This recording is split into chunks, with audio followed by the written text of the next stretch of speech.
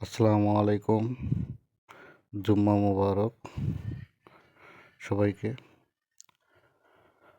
আপনারা এখন যেটা দেখতে পাচ্ছেন এটা হলো চলন বিলের আত্রাই নদীর একটি শাখা নদী। এটা চলন বিল বিলসা গ্রামের পশ্চিম সাইডে এই নদীটা বয়ে গেছে এবং চারদিকে পরিবেশটা খুবই সুন্দর। এখানে ধানি জমি আছে, ইরি চাষ করতেছে, কেউ ভুট্টা লাগাইছে, কেউ সরিষা লাগাইছে। সব কিছু আবাদ হয় আমাদের এদিকে, রসুন হয়। নদীতে এখন পানি নেই, অল্প খুবই কম পানি। পানি আবার হবে যখন বর্ষার সময় আসবে, তার আগে দিয়েই নদীতে পানি আসবে। বৃষ্টির পানি হবে, তখন নদী ভরাট হয়ে যাবে এবং আমাদের এখানে 6 মাস পানি থাকে সম্পূর্ণ এবং 6 মাস আবাদ করা যায়। যে সময় পানি থাকে সে সময় প্রচুর মাছ পাওয়া যায় আমাদের এদিকে। দূর দূরান্ত থেকে সবাই মাছ মারতে আসে।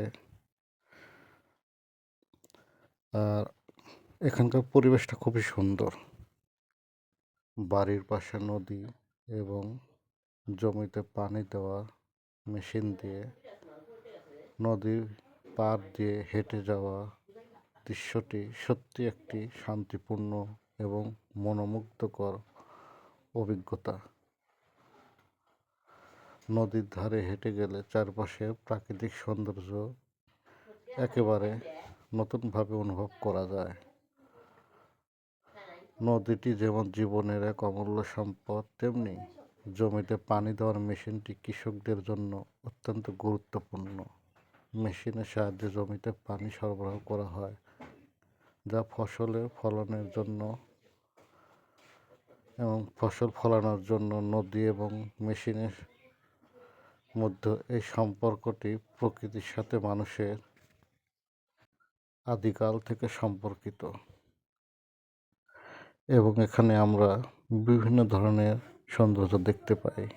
এক এক সময় এক এক সৌন্দর্য। যখন পানি থাকে তখন এক ধরনের সৌন্দর্য উপভোগ করা যায় এবং যখন এখন পানি শুকিয়ে গেছে তখন একটা মানে সৌন্দর্য দেখা যায়। আবার এগুলো ফসল যখন কাটা হবে তখন আরও ভালো লাগবে। আসলে বিচিত্র সৌন্দর্য এখানে উপভোগ করা যায়, যা বলার মতো না।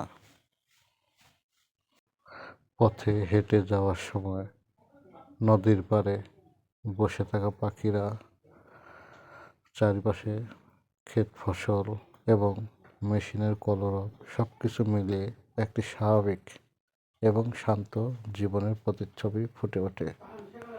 প্রকৃতির এই শান্তপূর্ণ দৃশ্য হারিয়ে যেতে গিয়ে আমরা যেন এক নতুন শক্তি অনুভব করি, যা আমাদের দিনটিকে আরও সুন্দর করে গড়ে তোলে।